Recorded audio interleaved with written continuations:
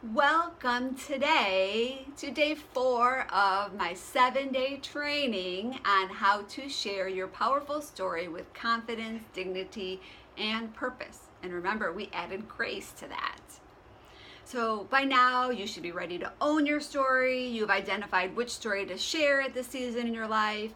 And you've also identified the valuable nuggets that your reader wants to be able to have as a takeaway, as an outcome for their personal life. And I'm Christie Ruffino, and today we're going to finish writing your story so you create connection with that reader. So today's action plan, your homework or your field work, is probably going to take a little more time than the ones we've done already. And this lesson today is actually going to be shorter than the ones we've had before. And you know why that is? Because the work for this part is really all on you. I can give you a little information and a little guidance, but it's up to you to find a little quiet spot to put your story together. So we want to know, or we want to remember, we don't want to use a specific template. We don't want to all of our stories be exactly the same. We want your story to be in your own voice, but it still has to contain certain elements. It's crucial. It's crucial that some of these pieces be in your story. And there are there's a lot of different structures, and depending on your writing experience, you can adopt something very complex, but it's really not necessary to get your point across. The one thing that you must keep in mind is that your story needs to create a very strong and powerful connection with the reader.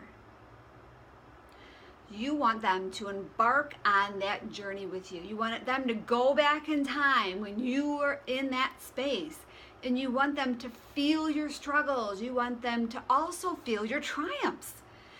And they need to feel at the end of the story like they personally know you and like they went on that journey with you and that they're connected to you. So I can't exactly walk through, like I said, and help you with the writing process, but what I can give you is kind of a specific format, a really simple, easy kind of what I call is the 5 powerful P's of a powerful story, a personal power story. How that? The 5 P's of a personal power story structure. Okay, so the first one, too many P's, but the first one is your pre-problem. So how was your life before the problem? You want to just kind of give them a little taste of who you were. What was your life like? And then you want to dive into the problem. You know, what happened? How did you feel during that problem? What was your mind thinking of? How was it so terrible? You know, you really need to get into that problem in a way that's going to have them empathize with you. The next thing you want to do is you want to elaborate on the change, right? How did you prevail? Because you did. You're here with me now. And then you want to go on to the promise. And this is your solution. This is what's going to help them. Whoever that reader is, whoever your ideal client is, this is your solution. These are the tips or the nuggets of information that we've already decided. So you're going to put those nuggets in here, and then you're going to finally give the story a wrap up, kind of like your conclusion, by sharing the proof. How did your solution work? Where are you at now? They want to know that. Maybe if some of your nuggets, your information, your resources, your tips are things that have helped your clients, you may want to give some success stories about your clients, how they have triumphed through their journey with the use of your tools, your resources. Now, when you add mini stories into your story, you don't want to go too deep into these mini stories, but you can do a mini story in 3 sentences. But sometimes those mini stories are super, super powerful. So that's what you want. You want to have a pre-problem. You want to have the problem. You want to have the prevail. How do you prevail? You want your promise. Those are your tips, your nuggets of information. That's your solution.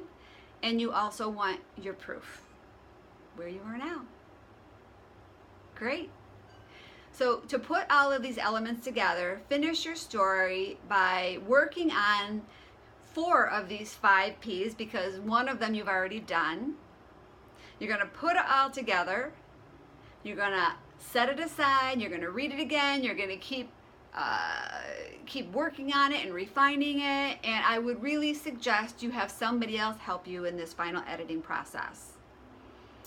You can ask a family member or a friend or somebody who knows you, but I kind of caution you against this, because they can sometimes tend to be a little more biased, and you don't want that. You want somebody that doesn't know you, that's not personally connected to you, that's going to give you input that's completely impartial, because that's going to help make your story better.